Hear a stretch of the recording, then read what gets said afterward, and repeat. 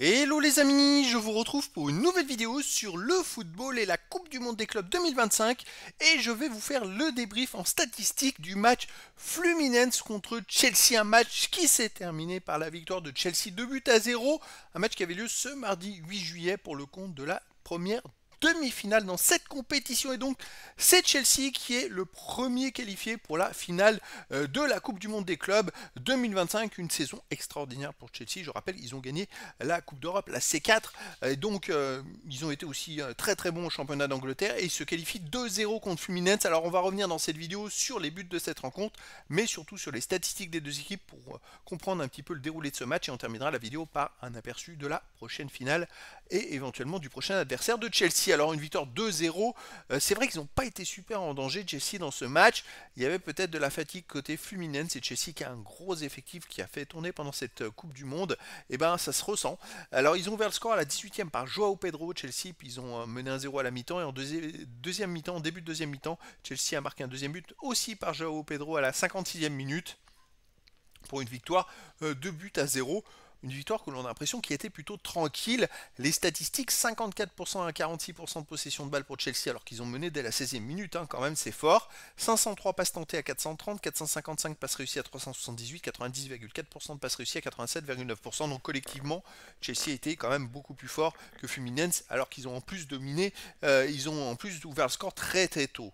Les autres statistiques, 3 occasions manquées à 1 pour Chelsea, 27 ballons touchés dans la surface adverse à 17 pour Chelsea, 1,6 en XG, les buts attendus à 0,92 pour Chelsea, là il y a moins d'écart par contre que le 2-0.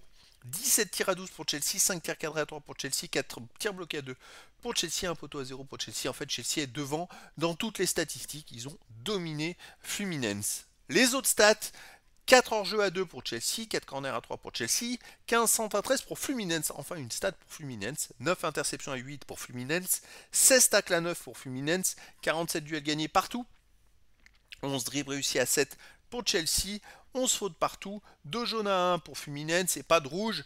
Bon voilà, Chelsea a mené assez tôt dans le match et puis je pense qu'ils ont bien cadré le match, ils ont géré vraiment comme ils le voulaient. Fluminense n'a pas été aussi flamboyant que dans certaines autres rencontres.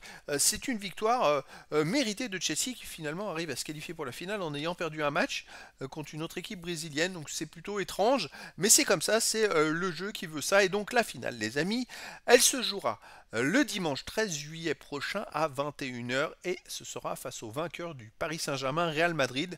Donc et oui les amis, il y a à noter quand même le petit clin d'œil, c'était qu'en face de Chelsea, pour Fluminense, il y avait quand même en défense centrale Thiago Silva qui avait terminé sa carrière européenne à Chelsea.